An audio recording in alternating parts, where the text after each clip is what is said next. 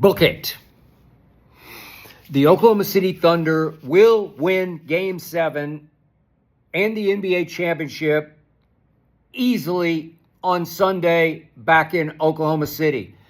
I'm going to call Game 7 Oklahoma City by 17. And I may be underestimating.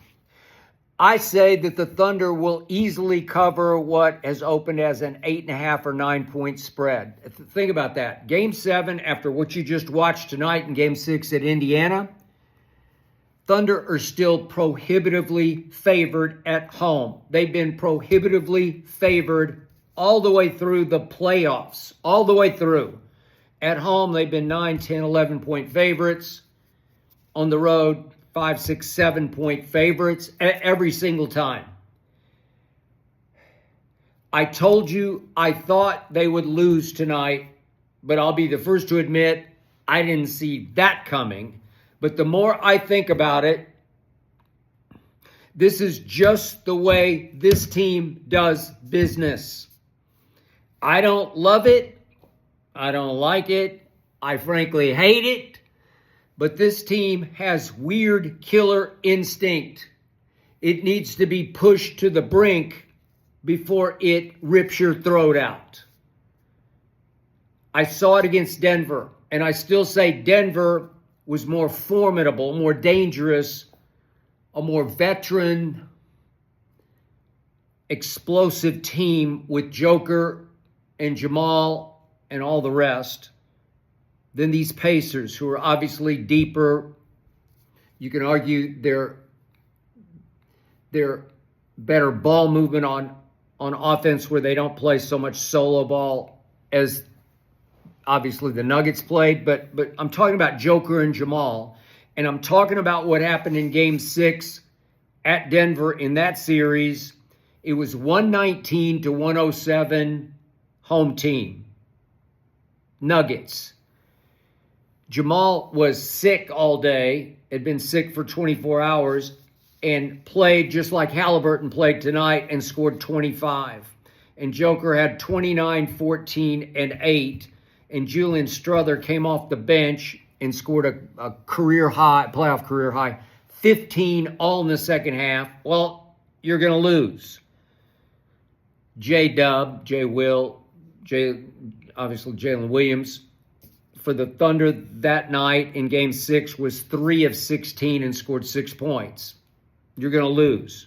SGA had a nice night, had 32, but they got crushed on the boards, 52 to 40. And everybody said, see, they're exposed. And I'm sure somewhere Draymond Green and somewhere Paul Pierce were saying, nobody fears the Thunder. And all they did in Game 7 at home was win 125 to 93, and that was after trailing 21 to 11. 21 to 11, that's when Russell Westbrook got inserted, and he was a minus 34 the rest of the way as the Nuggets just got blown off the floor by the youngest team in the playoffs and the now second youngest team ever to play in the NBA Finals. They have a weird makeup about them. They went into tonight like they had Game 7 in their back pocket, and it's almost like they knew from the start, even though they jumped out 10 to 2, if the Pacers wanted to fold and say, you got us, that'd be fine. But you could just tell these Thunder had sort of playing in the back of their minds all day long today, let's go win it at home. It'll be a lot more fun. We love our people. We love our crowds. We love Loud City. Let's win it for them at home. That's the way we should do it. It just felt like that's what SGA wanted to do tonight, because all he did tonight was turn it over 8 times in 3 quarters. Okay, so let me get this out of my system. I'm not built like this. I don't approach things like this. I'm step on throat. I'm kill or be killed. Go kill them now. Don't give them this kind of life. But that's not the way this team is mentally geared. I don't get it. But after 10 to 2, Chet had a couple of spinning buckets, 7'1". Doris Burke raving about him as she should have. I I mean, he's phenomenal. And then he just disappeared the rest of the game. Wound up with those 2 buckets, that's it. 6 rebounds, just disappeared. Well, you can't. Everybody disappeared. The 3-point shot disappeared. It's just, it's hard to watch, and it's hard for me. It tears my guts out to watch this because it's wrong. I'll be the first to admit to you, I don't like it. I tried to make a case this was an all-time great defense, which it is when it decides to be, but it doesn't always decide to be. This team came out tonight after 10-2 with no urgency, no intensity, no extreme effort. It was just sleepwalking. And obviously, once the Pacers got going, the Pacers just ran all over them, just ran them off the floor. I mean, at one point I look up, and from 10-2, they had been outscored 62-32. Well, that's just shameful. It's humiliating for them and for us watching them. Again, I grew up in Oklahoma City my first 18 years before I went away to Vanderbilt. I'm still a huge University of Oklahoma fan, and I have loved this Thunder team for 2 years, but I don't love this. It's disgusting. It's nauseating. It's Barf City. It's not Loud City. It's Barf City tonight.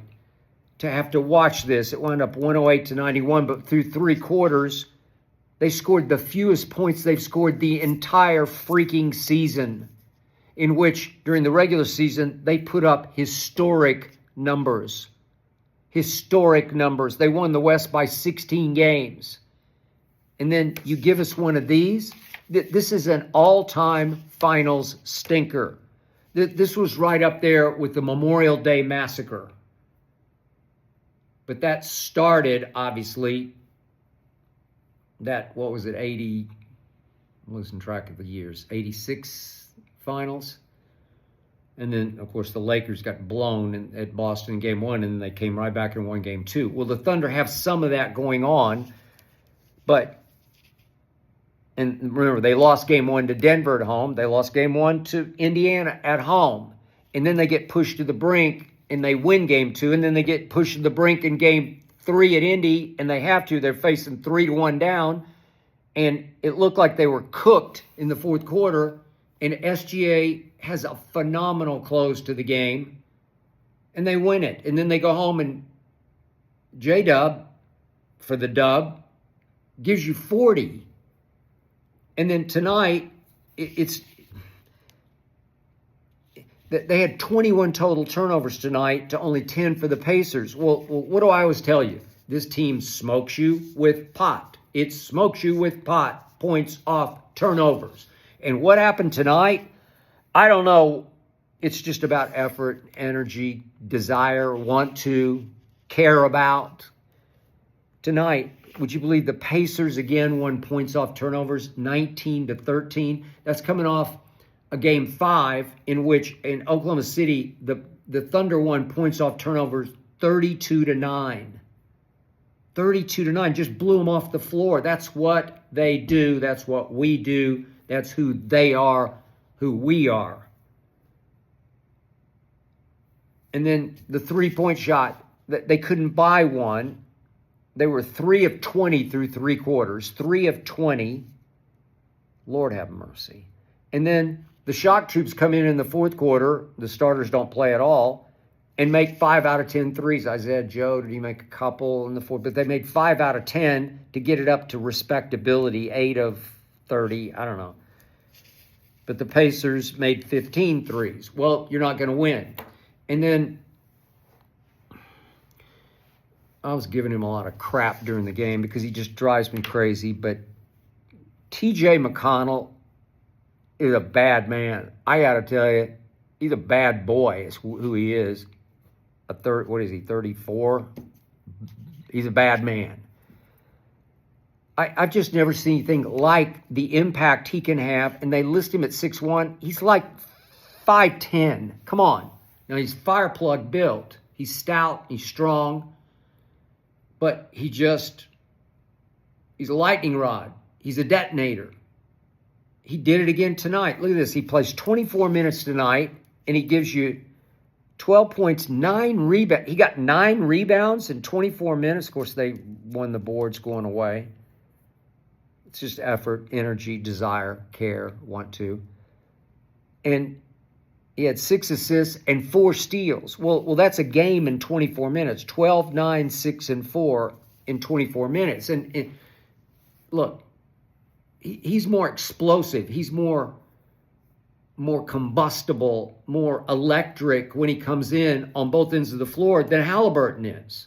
To me, I mean, he scares me way more than Halliburton scares me, and Halliburton's supposed to be the star. And they got a lot of really good players. They have impressed the unholy hell out of me. I didn't see this coming. The way they move the ball on offense, their defense is 100 times better than I thought it was. 100 times better.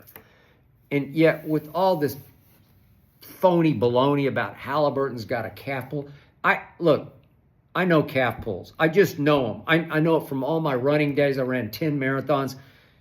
I've been covering this league since 1976 out here in Los Angeles. I know calf pulls.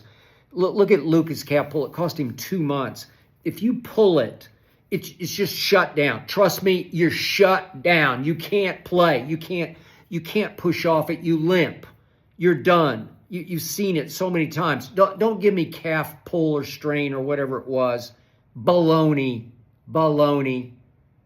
It's just a Rick Carlisle special. Halliburton takes some pressure off Halliburton. He was fine. Did he tweak? I don't know. You just watch. What's your eye test tell you? In Game 5, what did your eye test tell you about the way he was moving? He moved just fine. He's a weird dude, man. He just disappears, like periodically, but routinely disappears in big games. And he did make a field goal in Game 5.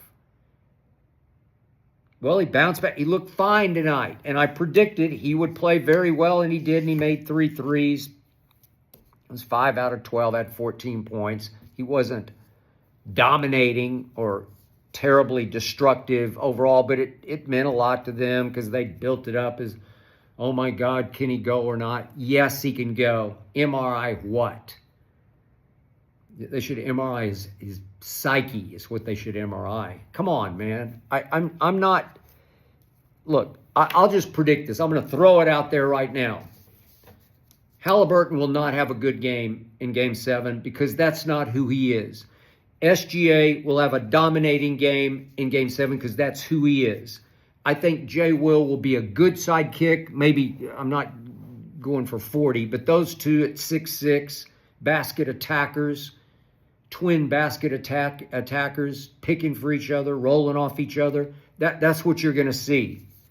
That you're going to see this team come out and say, that's enough. No, not in our house. It's time to do what we do. It's time to do what they did to the Denver Nuggets. They destroyed Denver in Game 7. It was 125-93. And this one, I say, will be by 17. Tonight, it wound up 108-91, only because the shock troops made it slightly respectable in the fourth quarter. But I heard SGA was mic'd up on the bench, into game. One game for all the marbles. Well, that was their mindset going into this game. A lot of teams built differently would say, this is the game for all the marbles, and they would come out and step on throats. They would just eliminate what was left of the Pacers because they're ready to be beaten. And I can't tell you, I tweeted this before the game. I wanted the Thunder to come out and steamroll tonight to win 3 in a row in the finals to get back in that historic realm of we dominate. Well, now you got to dominate a Game 7, and yet the naysayers are all out tonight saying, I told you so. They're overrated. They got exposed tonight. They struggle in the half-court offense. You can take them out of what they do. SGA starts pressing, has 8 turnovers, blah, blah, blah. Nobody's afraid. I heard it all year.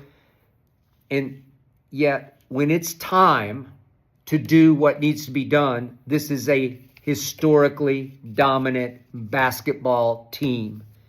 Everybody comes to play. The bench will come to play. Caruso's going to have a big game. Chet will bounce back with a big game. Aaron Wiggins will come off the bench and light it up. I think Isaiah Joe, he showed he's their best three-point shooter. Maybe you need to give him a little run in the second quarter. And you know what? I'll go on record. Isaiah Joe makes 4 threes in this game. I got the Thunder winning it by 17. I will book it. I will guarantee it. It's who they've been all year long.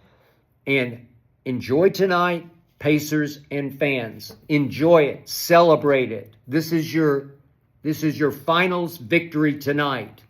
Enjoy TJ McConnell because he was your MVP tonight. And if it ended right here, right now, I would vote for him for MVP of the series. If you said it was over and the Pacers had just won the series, I would say TJ McConnell MVP.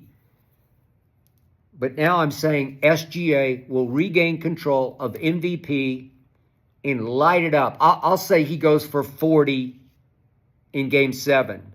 And you will see the very best of, the greatest of, the Oklahoma City Thunder, who have been the best team all year long, who are prohibitive favorites in Vegas all year long. They will be for this game, and they will cover. Book it.